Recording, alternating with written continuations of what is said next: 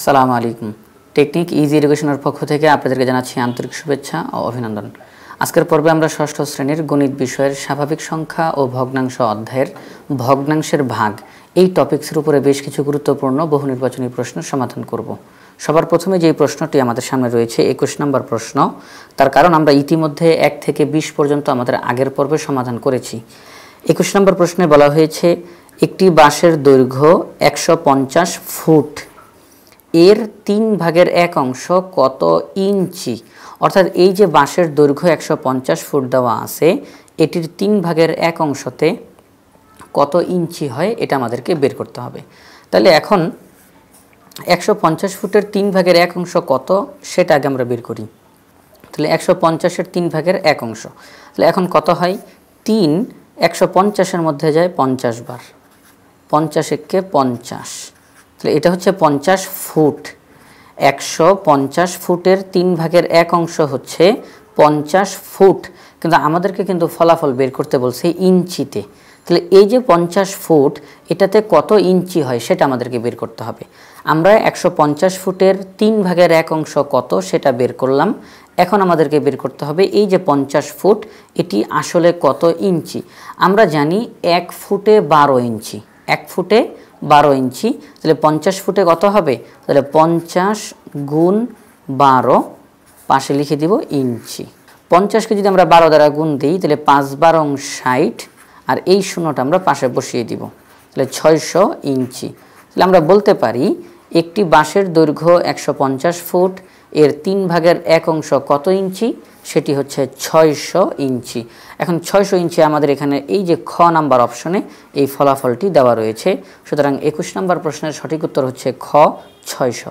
22 নম্বর প্রশ্নে বলা হয়েছে 5 ভাগের 8 কোন সংখ্যার 5 ভাগের 2 অংশ? অর্থাৎ এমন একটা সংখ্যা আছে যার 5 ভাগের 2 অংশ 5 ভাগের 8-এর সমান হয়। প্রশ্ন কিন্তু একটু ভালো করে বুঝতে হবে।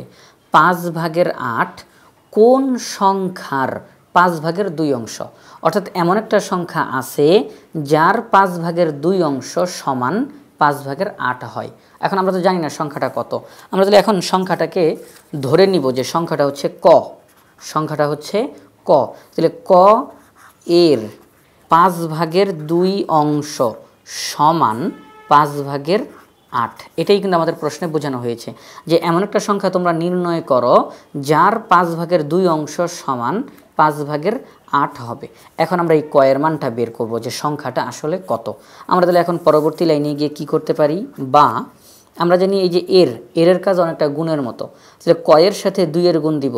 কয়ের নিচে মনে মনে 1 আছে, তাহলে ক উপরের সংখ্যা, কয়ের সাথে 2 গুণ দিলে হবে 2 ক, তার নিচে আছে 5 সমান 5 ভাগের 8। পরবর্তী লাইনে গিয়ে আমরা আর গুণন করব। আর গুণন একদিকের উপরেরটার সাথে আরেক দিকের নিচেরটা, একদিকের উপরেরটার সাথে অন্য দিকের নিচেরটা আমরা গুণ করব। তাহলে 2 কয়ের সাথে 5-এর গুণ হবে এবং 8-এর সাথে এই 5-এর গুণ হবে। আমরা চাইলে এখন এখানে গুণ করতে পারি 5 আর 40, কিন্তু আমরা গুণটা করলাম না, কারণ এই দিকের এই 5টাকে যখন এদিকে নিয়ে যাব তখন কাটাকাটির মতো হয়ে যাবে। বা এই যে 2 ক তাকে লিখলাম 2 কয়ের সাথে এই যে 5 এখানে গুণ আকারে আছে, 5কে যদি আমরা এখন এই দিকে নিয়ে আসি তাহলে কি হবে? ভাগাকার হবে। 5 গুণ 8 ভাগ এই 5কে আমরা এখন এখানে নিয়ে আসলাম, 5 5-এর মধ্যে যায় একবার, এই যে কাটাকাটি হয়ে গেল। বা 2 ক সমান 8 একে 8। পরবর্তী লাইনে আমাদের মূল উদ্দেশ্য কয়ের মান বের করা। কয়ের সাথে 2 কি আকারে আছে? গুণ আকারে আছে। তাহলে এই যে 2 এখানে তো কোনো চিহ্ন নাই, মানে গুণ চিহ্ন। তাহলে এই 2 যখন এই দিকে আসবে তখন এটা হয়ে যাবে ভাগ। 8 তাকে ভাগ দিতে হবে এই 2 দ্বারা। 8কে 2 দ্বারা ভাগ করলে কত হবে? অতএব ক সমান 4। আমরা পেয়ে গেলাম কয়ের মান 4। এই ক মানে কি? 4, তাই তো? তাহলে আমরা যদি এখানে 4 বলি তাহলে 4 এর 5 ভাগের 2 সমান 5 ভাগের 8। 4 এর 5 ভাগের 2 সমান 5 ভাগের 8। তাহলে আমরা এটার ফলাফল পেয়ে গেলাম যে এটার ফলাফল হচ্ছে খ 5 ভাগের 8। 4 এই সংখ্যাটির 5 ভাগের 2 অংশ। 23 নম্বর প্রশ্ন, 2টি ভগ্নাংশের গুণফল 49 ভাগের 15। একটি ভগ্নাংশ 7 ভাগের 5 হলে অপর ভগ্নাংশটি কত। অর্থাৎ দুইটা ভগ্নাংশ আছে যাদেরকে গুণ করলে 49/15 হয়। এখন ওই দুইটা ভগ্নাংশের মধ্যে একটি ভগ্নাংশ তারা দিয়ে দিছে। তাহলে এই যে এখানে 7/5 আর এই যে এখানে আরেকটি ভগ্নাংশ হবে এই খালি ঘরের ভিতরে, এই দুইটি ভগ্নাংশকে গুণ করলে ফলাফল হয় 49/15।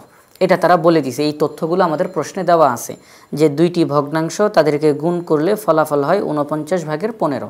এখন এই যে ভগ্নাংশটা এটা কত হবে এটা তারা জানতে চায়। ঠিক আছে, আমরা করি। তাহলে এই যে অপর ভগ্নাংশটি আমরা নির্ণয় করব সেটা তো আমাদের জানা নাই, আমরা সেটাকে একা রেখে দিব। তার সাথে যেই ভগ্নাংশটা গুণ আকারে আছে তাকে আমরা অপর দিকে নিয়ে যাব। তাহলে 49/15 তাকে আমরা লিখলাম। আর এই যে 7/5 এখানে গুণাকারে আছে, এটা যদি এই দিকে চলে আসে তাহলে কি হবে? ভাগ হবে। ভাগ 7/5। তাহলে এই যে এখানে ভাগ, আমরা কিন্তু আমাদের আগের পর্বে শিখেছি যে ভাগের অঙ্কগুলো আমরা গুণের মাধ্যমে করতে পারি। ভগ্নাংশের যে ভাগের অঙ্কগুলো আছে সেগুলো আমরা গুণের মাধ্যমে করতে পারবো। কিভাবে সেটা হচ্ছে এই যে ভাগ চিহ্নটা আমরা তাকে উল্টে গুণ করে দিব, তাহলে আমাদের অঙ্ক হয়ে যাবে। কিন্তু সেই ক্ষেত্রে একটা কাজ আছে, যখন আমরা ভাগ চিহ্নকে উল্টাবো ভাগের পরে যেটা থাকে সেটা উল্টিয়ে যায়। এটা হচ্ছে নিয়ম, যে যখনই আমরা ভাগ চিহ্নটাকে উল্টে লিখবো, যেমন আমি একটু পরের লাইনে করে দেখাই, সমান 49/15 ভাগকে যদি উল্টে গুণ লিখি, আমি কিন্তু এই মাত্র ভাগকে উল্টে গুণ লিখলাম। তাহলে যখন আমি ভাগকে উল্টে গুণ লিখলাম তখন ভাগের পরে যেটা আছে সেটা উল্টে যাবে। তাহলে ভাগের পরে আছে 7/5, এটা উল্টে গিয়ে কি হবে? নিচের 7 চলে যাবে উপরে, উপরের 5 চলে যাবে নিচে। এখন দেখি আমাদের কাটাকাটি করা যায় কিনা। 5 15-এর মধ্যে যায় 3 বার, 7 7-এর মধ্যে যায় একবার, 49-এর মধ্যে যায় 7 বার, 7 7 49। তাহলে ফলাফল কত হয়? ফলাফল হয় 3 × 3 আর নিচে হচ্ছে 7। তাহলে অপর ভগ্নাংশ সমান 7/3। 7/3 আমাদের এই অপশনগুলোর মধ্যে ক নাম্বার অপশনে রয়েছে 7/3। তাহলে বলতে পারি 23 নম্বর প্রশ্নের সঠিক উত্তর হচ্ছে ক, 7/3। এরপর 24 নম্বর প্রশ্ন। 24 নম্বর প্রশ্নে বলা হয়েছে যে 5/3কে 4 দ্বারা ভাগ করার অর্থ, অর্থাৎ 5/3কে 4 দ্বারা ভাগ করার কি কি অর্থ প্রকাশ করে সেগুলো এখানে আমাদের দেওয়া আছে। আমরা দেখি। 1 নম্বর অপশনে দেওয়া আছে 5/3 ভাগ 4। এটা কি ঠিক আছে? হ্যাঁ, এটা ঠিক আছে। তার কারণ 5/3কে 4 দ্বারা ভাগ করা মানে কি? 4 দ্বারা ভাগ করা মানে হচ্ছে এই যে মাঝখানে ভাগ চিহ্ন বসবে, 5/3 ভাগ 4। তাহলে এটা ঠিক আছে। এরপর 2 নম্বর অপশন, 5/3কে 4-এর বিপরীত ভগ্নাংশ দ্বারা গুণ করা। এই যে শব্দটা খেয়াল করবেন, গুণ করা। এবং এইটার এই অপশনটা সঠিক নাকি ভুল এটা কিন্তু আমাদের এই 23 নম্বর প্রশ্নের মাধ্যমে কিন্তু আমরা বুঝতে পারি। যেমন আপনারা যদি ভালো করে খেয়াল করেন, 49/15 ভাগ 7/5। আমরা পরবর্তী লাইনে গিয়ে কী করলাম? 49/15কে আমরা এই যে 7/5 তার বিপরীত ভগ্নাংশ দ্বারা গুণ করলাম। বিপরীত ভগ্নাংশ কাকে বলে? একটি ভগ্নাংশের লবকে হর হিসাবে এবং হরকে লব হিসাবে লিখলে যে ভগ্নাংশটি পাওয়া যায় তাকেই তো বিপরীত ভগ্নাংশ বলে, অর্থাৎ সম্পূর্ণ বিপরীত। তাহলে একটি ভগ্নাংশকে অন্য একটি ভগ্নাংশ দ্বারা ভাগ করা বলতে বোঝায় এই যে দ্বিতীয় যেই ভগ্নাংশ তার বিপরীত ভগ্নাংশ। আমি আবারও বলি, দ্বিতীয় যেই ভগ্নাংশ তার বিপরীত ভগ্নাংশ দ্বারা গুণ করলেও একই অর্থ প্রকাশ করে। তাহলে 5/3কে 4-এর বিপরীত ভগ্নাংশ দ্বারা গুণ করতে পারি। 4-এর বিপরীত ভগ্নাংশ, যেমন আমি একটু এটা করে দেখাই আপনাদেরকে। যেমন 5/3 তাকে 4 দ্বারা ভাগ করতে হবে, ঠিক আছে। পরবর্তী লাইনে 5/3 ভাগকে যদি উল্টে গুণ করি তাহলে ভাগের পরে যেটা আছে সেটা উল্টে যাবে। আমরা জানি 4-এর নিচে মনে মনে 1 আছে, 1 চলে যাবে উপরে, 4 চলে যাবে নিচে। একটু ভালো করে খেয়াল করেন তো, 4-এর বিপরীত ভগ্নাংশ কি 4/1 না? হ্যাঁ, 4/1। তাহলে এই যে 4-এর বিপরীত ভগ্নাংশ 4/1, এটি দ্বারা আমরা কি করলাম? গুণ করলাম।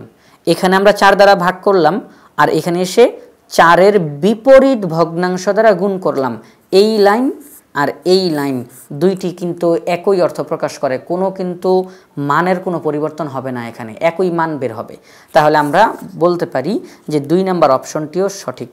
3 নম্বর যেই তথ্যটি দেওয়া আছে 5/3 গুণ 4/1, এটাও কি সঠিক কিনা? আমরা তো এইমাত্রই দেখালাম যে 5/3 গুণ 4/1 এটা সঠিক, তাহলে আমরা বলতে পারি যে এই 3 নাম্বার তথ্যটাও সঠিক আছে।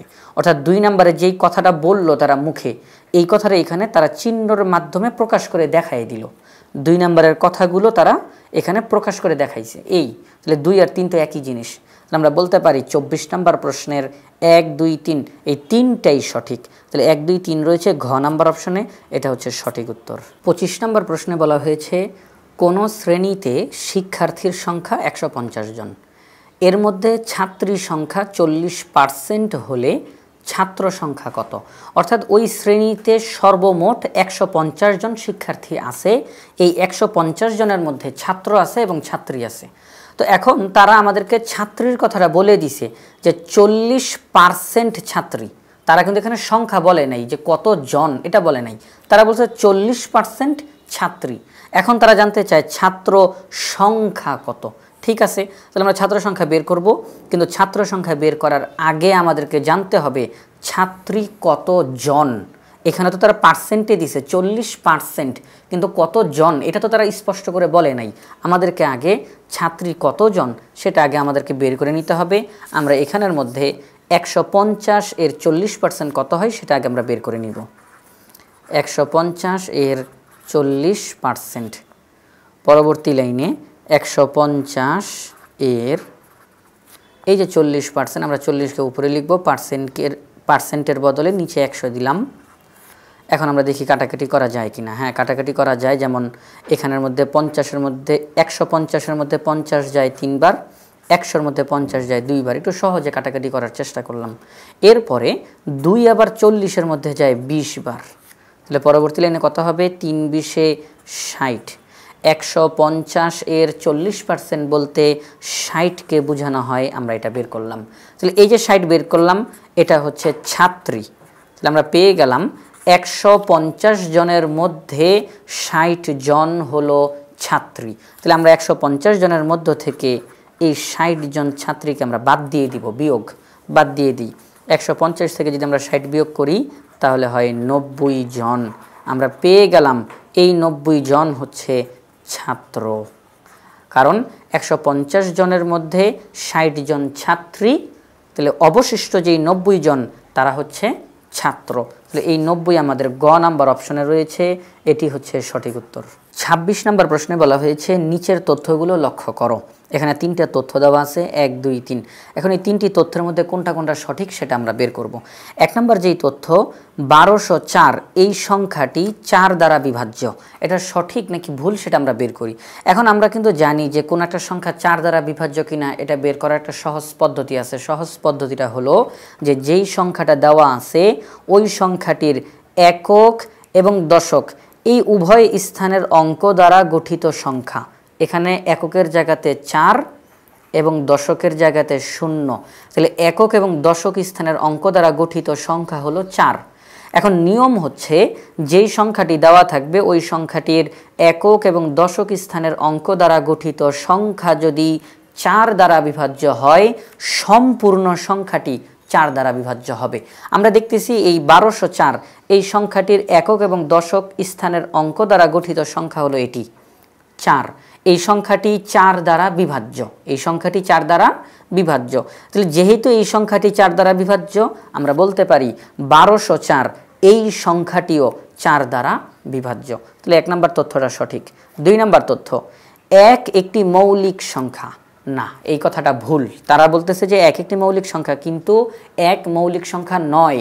মৌলিক সংখ্যা হওয়ার জন্য শর্ত হচ্ছে একটি সংখ্যার মধ্যে ওই সংখ্যাটি যাবে এবং 1 যাবে, এছাড়া অন্য কোনো সংখ্যা যাবে না। অর্থাৎ মৌলিক সংখ্যার মধ্যে শুধুমাত্র 2টি গুণনীয়ক থাকে, ওই সংখ্যা এবং 1। কিন্তু 1-এর মধ্যে তো শুধু 1 যায়, 1-এর মধ্যে শুধু 1 যায়, অন্য কোনো সংখ্যা তো যায় না। কিন্তু মৌলিক সংখ্যা হতে হলে ওই সংখ্যাটির 2টি গুণনীয়ক হতেই হবে। যেমন 2, এটি কিন্তু একটি মৌলিক সংখ্যা, 2-এর মধ্যে 1 যায় এবং 2 নিজে যায়, অর্থাৎ 2-এর গুণনীয়ক 2টি, 2 একটি মৌলিক সংখ্যা। এরপরে 7, 7-এর মধ্যে 1 যায়, 7 নিজে যায়, 7-এর গুণনীয়ক 2টি, তাহলে 7 একটি মৌলিক সংখ্যা। অর্থাৎ যে সকল সংখ্যার শুধুমাত্র 2টি গুণনীয়ক থাকে, 1 এবং ওই সংখ্যাটি নিজে, অন্য কোনো গুণনীয়ক থাকে না, তাদেরকে বলা হয় মৌলিক সংখ্যা। আমরা দেখতেছি একের গুণনীয়ক মাত্র একটি, সুতরাং এক মৌলিক সংখ্যা না। যত মৌলিক সংখ্যা আছে সকল মৌলিক সংখ্যা একের চেয়ে বড়, তাহলে এক একটি মৌলিক সংখ্যা, এই তথ্যটি ভুল, মৌলিক সংখ্যা হবে না। 3 নম্বর তথ্য, এখানের মধ্যে আমরা একটা দেখতেছি সূত্রের মতো দেওয়া, ভাজ্য বিয়োগ ভাগশেষ ভাগ ভাগফল সমান ভাজক। এই তথ্যটি কি সঠিক নাকি ভুল এটা আমাদেরকে নির্ণয় করতে হবে। এটা আমরা যে কোনো একটি সংখ্যার মাধ্যমে উদাহরণ দিয়ে করতে পারি। যেমন আমি যদি এখানের মধ্যে এটা করে দেখাই, যেমন একটু অন্য কালার দিয়ে দেখাই, ভাজ্য বিয়োগ ভাগশেষ ভাগ ভাগফল সমান ভাজক, এটা সঠিক হয় কিনা আমরা দেখি। আমি যদি এখন 13কে যে কোনো একটা সংখ্যা আমি নিলাম 13কে যদি আমি 4 দ্বারা ভাগ করি তাহলে কত হয় দেখি তো ফলাফল। 4 দ্বারা 13কে ভাগ করলাম, 4 13-র মধ্যে 3 বার যায়, 3 4 12, ভাগশেষ থাকে 1, ভাগশেষ থাকে কত 1। আচ্ছা, এই যে আমরা অঙ্কটা করলাম, এখন আমরা দেখব এই সূত্র অনুযায়ী এটা ঠিক হয় কিনা। যেমন দেখেন আমি একটু অন্য একটা কাগজ নেই, তাহলে এখন আমরা এখানের মধ্যে উদাহরণটা একটু প্রমাণ করে দেখাই। আমাদের এখানের মধ্যে ভাজ্য কত, ভাজ্য হচ্ছে 13, ঠিক আছে আমরা 13 লিখলাম, বিয়োগ ভাগশেষ, ভাগশেষ কত 1 লিখলাম, ভাগ ভাগফল, ভাগফল কত 3, ঠিক আছে সেটাও লিখি। এখন আমরা দেখব এই যে ভাজক, এই ভাজকের জায়গায় 4 হয় কিনা, ভাজকের জায়গায় 4 হয় কিনা। যদি ভাজকের জায়গায় 4 হয় তাহলে এই সূত্র অনুযায়ী আমাদের অঙ্কটা ঠিক আছে। আমরা তাহলে দেখি, 13 থেকে 1 বিয়োগ করলে হবে 12, নিচে 3 সমান খালি ঘর, 12কে 3 দ্বারা ভাগ করলে হয় 4 সমান খালি ঘর। আমরা বলতে পারি 4 সমান ভাজক, 4 সমান ভাজক। এখানেও কিন্তু ভাজকের জায়গায় 4 আছে। তাহলে এই যে এখানে যে সূত্রটা দেওয়া, এই সূত্রটা অনুযায়ী কিন্তু অঙ্কটাও ঠিক আছে। যদি সূত্রটা ভুল হইতো তাহলে কিন্তু এই অঙ্ক অনুযায়ী কিন্তু সঠিক উত্তর বের হইতো না, ভাজক কিন্তু 4 বের হইতো না। এখানে ভাজক 4, কিন্তু এখানে কিন্তু ভাজক 4 বের হইতো না যদি সূত্রটা ভুল হইতো, কিন্তু সূত্রটা সঠিক বিধায় এখানে ভাজক 4 বের হইছে, এখানেও ভাজক 4। আমরা বলতে পারি এই 3 নম্বর তথ্যটা সঠিক। তাহলে আমরা কি দেখতেছি এখানের মধ্যে, আমাদের এখানে 1 এবং 3 এই দুইটি তথ্য সঠিক, 1 আর 3 রয়েছে আমাদের এখানে গ নাম্বারে, তাহলে গ হচ্ছে সঠিক উত্তর। এখন এখানে বলা হয়েছে যে নিচের তথ্যের ভিত্তিতে 27 থেকে 28 নং প্রশ্নের উত্তর দাও, অর্থাৎ এখানে যে তথ্যগুলো দেওয়া আছে এই তথ্যের ভিত্তিতে 27 এবং 28 এই দুইটি প্রশ্নের সমাধান করতে হবে। আমরা দেখতেছি এখানে একটা চিত্র আঁকা আছে এবং এই চিত্রে ক্ষেত্রটিকে, অর্থাৎ এই সম্পূর্ণ যে ক্ষেত্রটি তাকে 20টি সমান ক্ষেত্রে ভাগ করা হয়েছে। 1 2 3 4 5 5 10 15 20, সর্বমোট 20টা ভাগে ভাগ করা হয়েছে, যার মধ্যে 12টি ক্ষেত্র গাঢ়, 1 2 3, তাহলে 3 6 9 12, এই সর্বমোট 12টি ঘর গাঢ় রং করা।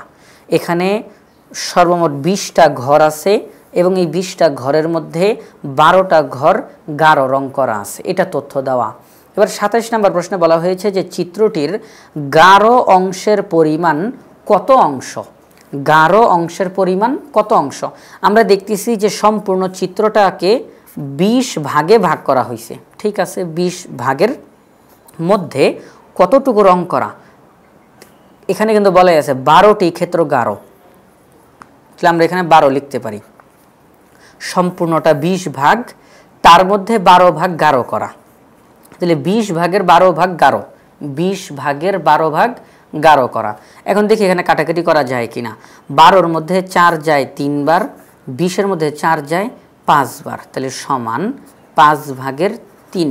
আমরা বলতে পারি যে এই যে 20 ভাগের 12, এটিকে আমরা কাটাকাটি করার পরে ফলাফল বের হইল 5 ভাগের 3, অর্থাৎ সম্পূর্ণ ক্ষেত্রটার 5 ভাগের 3 ভাগ গাঢ় করা আছে। এটাই কিন্তু তারা জানতে চায় যে চিত্রটির গাঢ় অংশের পরিমাণ কত অংশ, 5 ভাগের 3 অংশ। এটি হচ্ছে আমাদের ক নাম্বার অপশনে রয়েছে। 28 নম্বর প্রশ্ন, তো এই 28 নম্বর প্রশ্নে বলা হয়েছে যে সাদা ক্ষেত্রের অংশ ক্ষেত্রটির কত অংশ। এই যে সাদা, শুধু সাদা অর্থাৎ কোনো রং করা নাই, গাঢ় না, এতটুকু জায়গা সম্পূর্ণটার কত অংশ। একটু আগে 27 নম্বর যেভাবে সমাধান করলাম 28 নম্বরও একই রকমভাবে সমাধান করব, যে সম্পূর্ণটা হচ্ছে 20 ভাগ, সম্পূর্ণটা কয় ভাগ 20 ভাগ, তার মধ্যে গাঢ় না অর্থাৎ শুধু সাদা 1 2, তাহলে 2 4 6 8, 8 ভাগ হচ্ছে সাদা, তাহলে 20 ভাগের মধ্যে 8 ভাগ হচ্ছে সাদা, এটাই হচ্ছে ফলাফল। এখন আমরা দেখি এটাকে কাটাকাটি করা যায় কিনা। 4 8-এর মধ্যে যায় 2 বার, 4 20-এর মধ্যে যায় 5 বার, তাহলে 5 ভাগের 2 ভাগ হচ্ছে সাদা, 5 ভাগের 2 ভাগ হচ্ছে সাদা।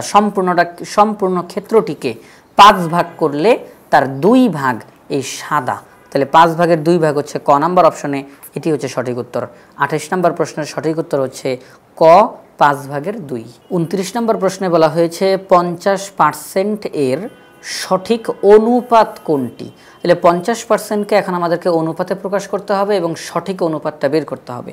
50% মানে কি? 50% মানে হচ্ছে 50% সমান উপরে 50 আর এই পার্সেন্টের বদলে নিচে 100, তাহলে 100 ভাগের 50। তাকে আমরা কিভাবে লিখতে পারি? 50 প্রথমে আছে, প্রথমে লিখলাম, ভাগ চিহ্নের পরিবর্তে অনুপাতের চিহ্ন দিলাম, আর এরপরে 100 লিখলাম। কারণ আমরা সবাই জানি যে এই ভাগ চিহ্ন আর এই অনুপাতের চিহ্ন দুইটা কিন্তু একই অর্থ প্রকাশ করে। তাহলে আমরা 100 ভাগের 50 তাকে আমরা অনুপাতের মতো প্রকাশ করলাম, 50:100। 50% আর 50:100 একই অর্থ। কিন্তু এই যে 50:100 এটা কিন্তু আমাদের ফলাফলে আছে, কিন্তু আমরা এটাই যে সঠিক ফলাফল সেটাকে আমরা বলতে পারি? আমরা আরেকটু করে দেখি। আমরা দেখব এমন কোনো সংখ্যা আছে কিনা যেটা দ্বারা এই দুইটা সংখ্যাকেই ভাগ করা যায়। আছে, সেটা হচ্ছে 50। 50 50-এর মধ্যে যায় একবার, 50 100-এর মধ্যে যায় 2 বার। যে সংখ্যাগুলো দ্বারা আমরা এদেরকে ভাগ করতে পারবো তাদের মধ্যে বড়টা দিয়ে ভাগ করব। অনেকে আবার বলতে পারেন আপনি তো 50 দিয়ে ভাগ করলেন, কেন 2 দিয়ে ভাগ করা যাইতো না? 10 দিয়ে 5 দিয়ে ভাগ করা যাইতো না? অবশ্যই যাইতো, কিন্তু সাধারণত নিয়ম হচ্ছে যে সংখ্যাগুলো দেওয়া থাকবে তাদের গসাগু দ্বারা ভাগ করা, অর্থাৎ সর্বোচ্চ সংখ্যাটা দিয়ে ভাগ করা। কারণ এই 50 আর 100-এর মধ্যে তো অনেক সংখ্যাই যায়, তাদের মধ্যে সবচেয়ে বড় সংখ্যাটা দিয়ে ভাগ করলে অঙ্কটা তাড়াতাড়ি শেষ হবে। এখন আপনি যদি 5 দিয়ে ভাগ করেন তাহলে যেই লাইনটা বের হবে তাকে আরও ছোট করা যাবে, এতে করে অঙ্কের লাইন বাড়বে। তাহলে আমরা দেখলাম 50:100 তাকে আমরা যদি আরও ছোট বানাই 1:2 হয়। এটিকে কি আর ছোট বানানো যায় না? এটিকে আর ছোট বানানো যায় না। তাহলে এটি হচ্ছে সঠিক অনুপাত। 1:2 আমাদের অপশনের মধ্যে আছে, আমরা দেখতেছি ঘ নাম্বার অপশনে 1:2 আছে। আপনারা যদি খেয়াল করেন এখানে কিন্তু বলা আছে সঠিক অনুপাত।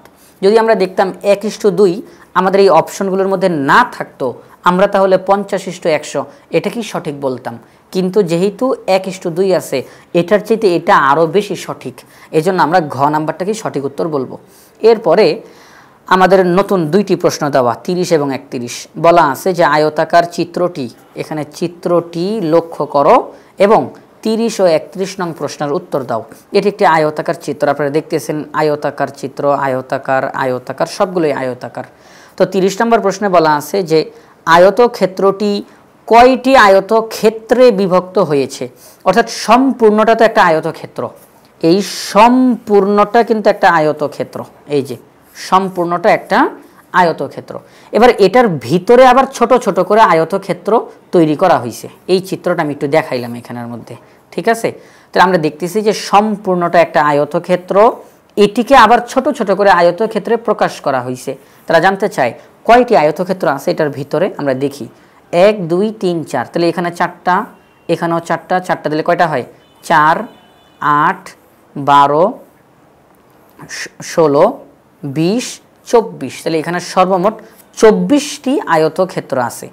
সম্পূর্ণটা একটা আয়তক্ষেত্র আর এটার ভিতরে সর্বমোট 24টা আয়তক্ষেত্র আছে। তাহলে তারা বলছে কয়টি আয়তক্ষেত্রে বিভক্ত হয়েছে, মানে ভাগ ভাগ হয়েছে? 24টি আয়তক্ষেত্রে বিভক্ত হয়েছে। 30 নম্বর প্রশ্নের সঠিক উত্তর হচ্ছে ঘ 24টি। 31 নম্বর প্রশ্ন, গারো চিহ্নিত অংশ মোট আয়তের কত অংশ? একটু আগে আমরা যখন 27 এবং 28 নম্বর সমাধান করলাম ওই অঙ্কগুলোর মতো গারো চিহ্নিত অংশ আমরা দেখতেছি এখানে, এই যে গারো চিহ্নিত, তাহলে 1 2 3 4 5 6 7 8 9 10 11 12 আমরা দেখতেছি এই 12টি আয়তক্ষেত্র গারো রং করা। তাহলে 12টি আয়তক্ষেত্র গারো রং করা, আর সম্পূর্ণটা কয়টা ভাগ? সম্পূর্ণটা হচ্ছে 24টা ভাগ। সম্পূর্ণটা হচ্ছে 24টা ভাগ, সেই 24 ভাগের মধ্যে 12 ভাগ গাঢ় রং করা আছে। তাহলে 24 ভাগের 12 অংশ হচ্ছে গাঢ় রং করা। এখন 24 ভাগের 12 কি আমাদের অঙ্কতে আছে? নাই, 24 ভাগের 12 নাই। তাহলে আমরা দেখি কাটাকাটি করা যায় কিনা। 12 12-এর মধ্যে যায় একবার, 12 24-এর মধ্যে যায় 2 বার, তাহলে ফলাফল কত? 2/1। 2/1 কি আমাদের অঙ্কে আছে? আছে, ক নাম্বার অপশনে। তাহলে আমরা বলতে পারি গাঢ় চিহ্নিত অংশ মোট আয়তের কত অংশ? 2/1 অংশ। 31 নম্বর প্রশ্নের সঠিক উত্তর হচ্ছে ক, 2/1 অংশ। এখানে বলা হয়েছে যে নিচের উদ্দীপকটি পড়ে 32 ও 33 নং প্রশ্নের উত্তর দাও। এখানে একটা তথ্য দেওয়া আছে, ভাজক ভাগফলের 10 গুণ, ভাজক 6 সমস্ত 3/2। দুইটা তথ্য দেওয়া এখানে। প্রথম তথ্য, ভাজক ভাগফলের 10 গুণ, অর্থাৎ ভাগফল যত তার 10 গুণ হচ্ছে ভাজক, এটা একটা তথ্য দেওয়া। এরপরে আরেকটা তথ্য দেওয়া, ভাজক 6 সমস্ত 3/2। ভাজক কত? 6 সমস্ত 3/2, এটা নির্দিষ্ট করে বলে দিছে। এখন এটা তাহলে একটা দ্বিতীয় তথ্য, এখানে দুইটা তথ্য দেওয়া। এখন 32 নম্বর প্রশ্নে তারা জিজ্ঞাসা করছে ভাগফল নিচের কোনটি। এখানে তো 4টা অপশন দেওয়া, তাহলে ভাগফল নিচের কোনটা হবে? এখন ভাগফলটা আমরা বের করব। আমরা এখানের মধ্যে কি বলতে পারি? ভাজক ভাগফলের 10 গুণ। তাহলে ভাজক ভাগফলের 10 গুণ বলতে ভাগফল তাকে যদি আমরা 10 দিয়ে গুণ দেই তাহলে সেটা ভাজকের সমান হবে। এটা কিন্তু কথাটা ভালো করে বুঝতে হবে। ভাজক ভাগফলের 10 গুণ, অর্থাৎ ভাগফল যত তাকে 10 দিয়ে গুণ করতে হবে, তাহলে যেই ফলাফলটা বের হবে সেটা হচ্ছে ভাজকের সমান, সেটা হচ্ছে ভাজকের সমান।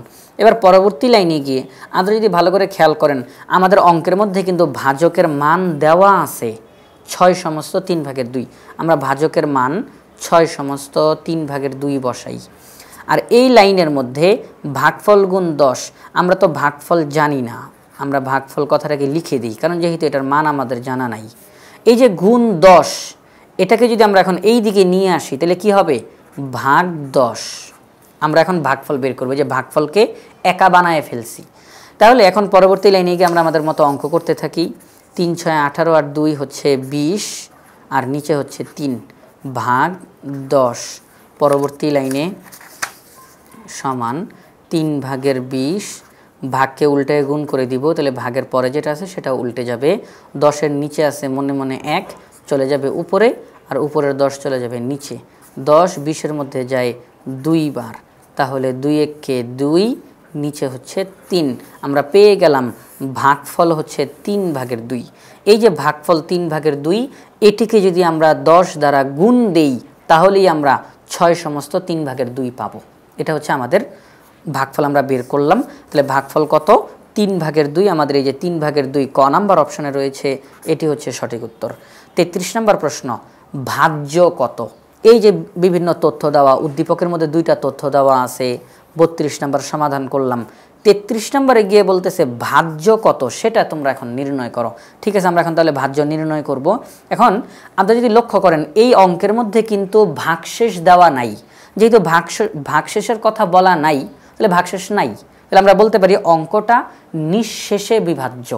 যখন অঙ্কের মধ্যে ভাগশেষ শূন্য ব্যতীত অন্য কোনো সংখ্যা ভাগশেষ হিসেবে থাকে, তখন আমরা বলি ওই অঙ্কটাকে নিঃশেষে বিভাজ্য নয়।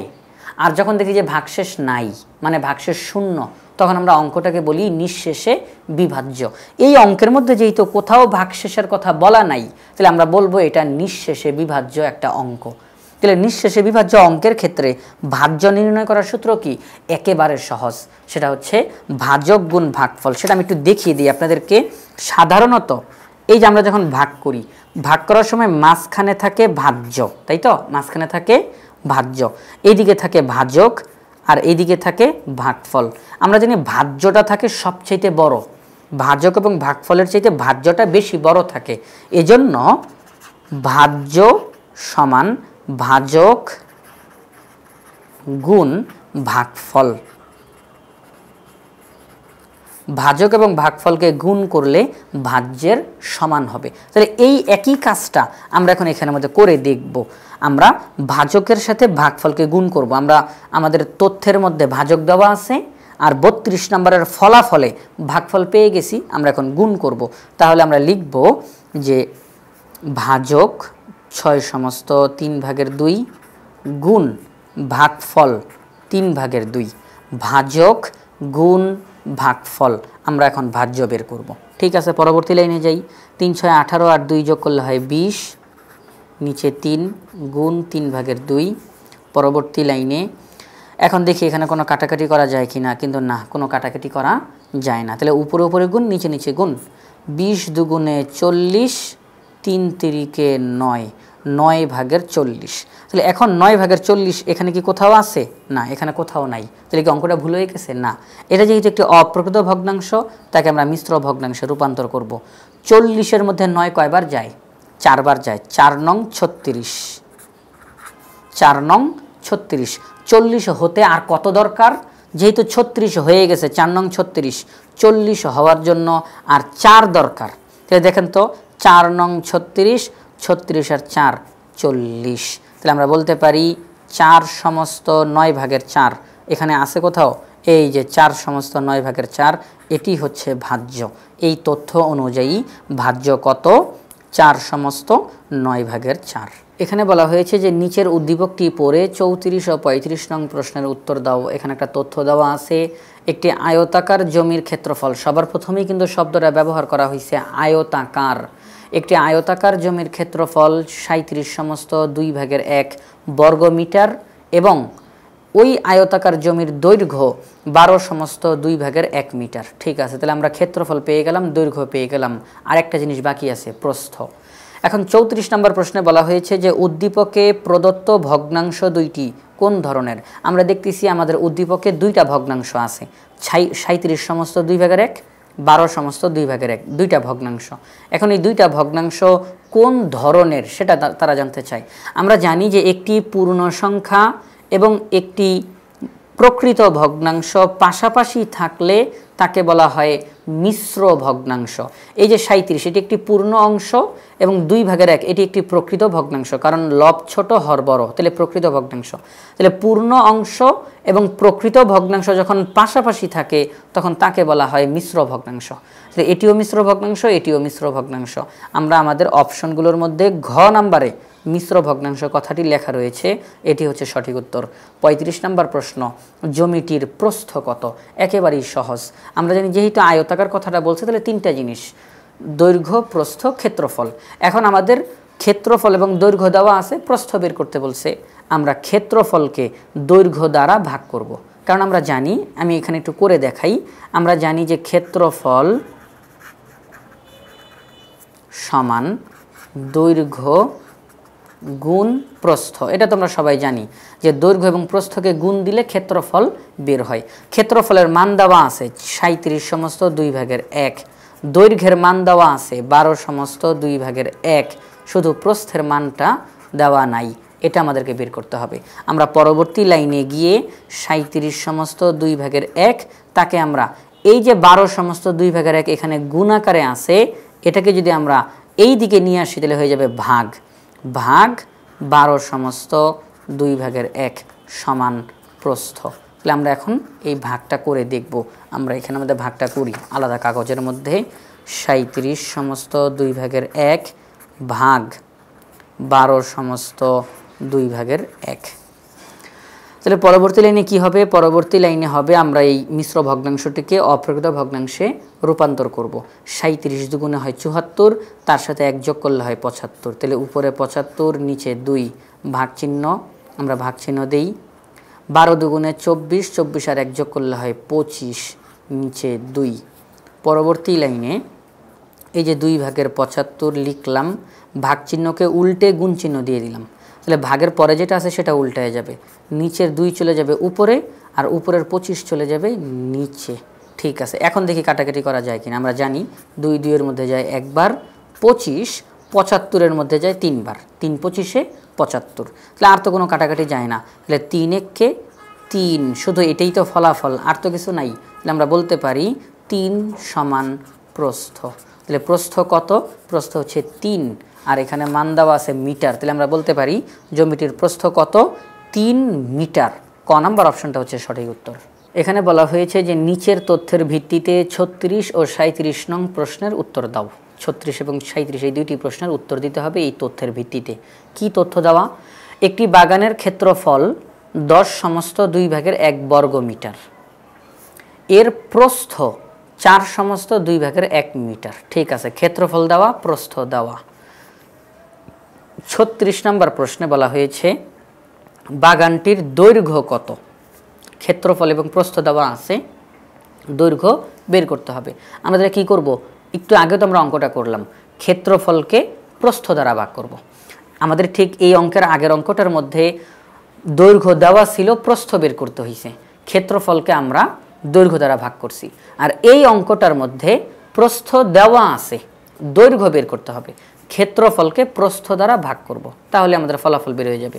তাহলে 10/2 তাকে ভাগ করতে হবে 4/2 দ্বারা। ঠিক আছে, আমরা তাহলে করি। পরবর্তী লাইনে গিয়ে কি হবে ফলাফল? 10 দুগুণে 20 আর 1 যোগ করলে হয় 21, নিচে 2 ভাগ 4 দুগুণে 8 আর 1 যোগ করলে হয় 9, নিচে 2। পরবর্তী লাইনে 2/21 ভাগকে উল্টে গুণ করে দিলাম, ভাগের পরে যেটা আছে সেটা উল্টে যাবে, নিচের 2 চলে যাবে উপরে, উপরের 9 চলে যাবে নিচে। দেখি কাটাকাটি করা যায় কিনা। 2 2-এর মধ্যে যায় একবার, আর এই যে এখানে 9, 9-এর মধ্যে 3 যায় 3 বার, 3 তিরিকে 9, 3 21-এর মধ্যে যায় 7 বার, 3 7 21, দুইটা সংখ্যার মধ্যে কিন্তু 3 যায়। 9-এর মধ্যে 3 যায় 3 বার, 21-এর মধ্যে 3 যায় 7 বার। আর কোনো কাটাকাটি করা যায় না, আর কোনো কাটাকাটি করা যায় না। তাহলে 7 একে 7 আর নিচে আছে 3, 3/7। আমরা দেখি 3/7 আমাদের অঙ্কের মধ্যে আছে কিনা। আমরা দেখতেছি খ নাম্বার অপশনে 3/7 মিটার দেওয়া আছে, এটাই হচ্ছে সঠিক উত্তর।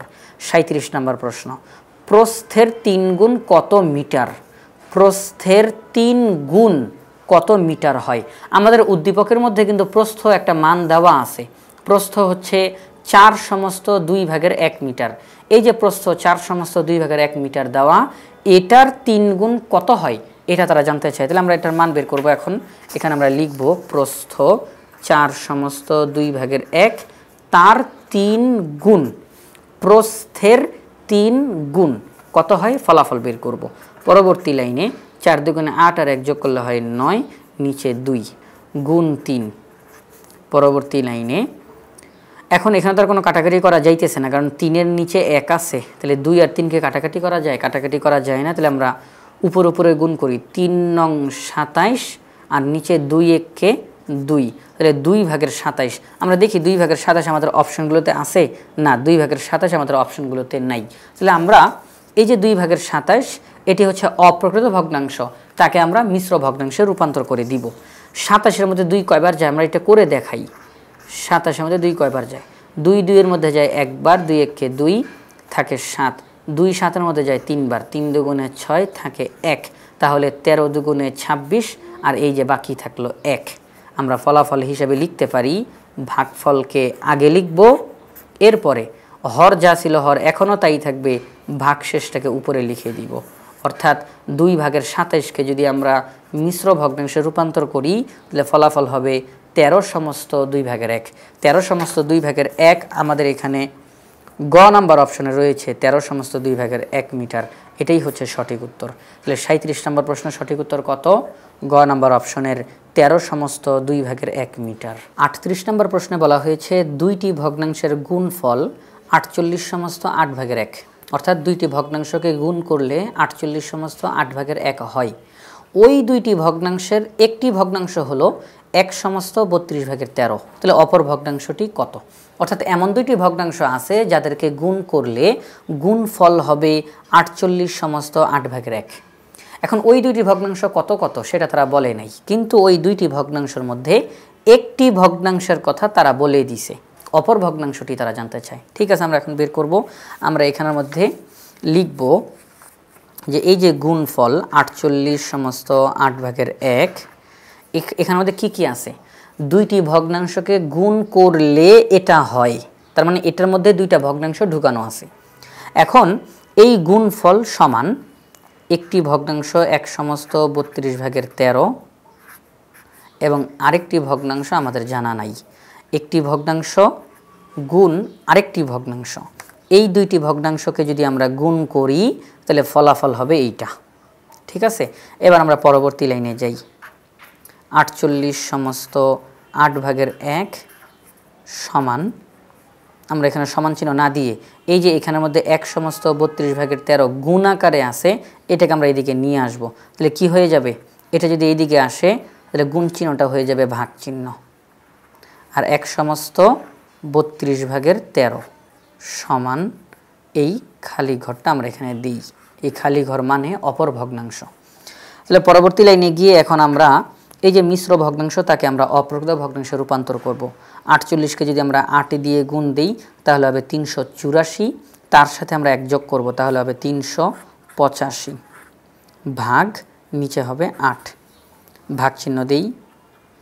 32কে 32 আর 13 যোগ করলে হবে 45, নিচে হচ্ছে 32 সমান খালি ঘর।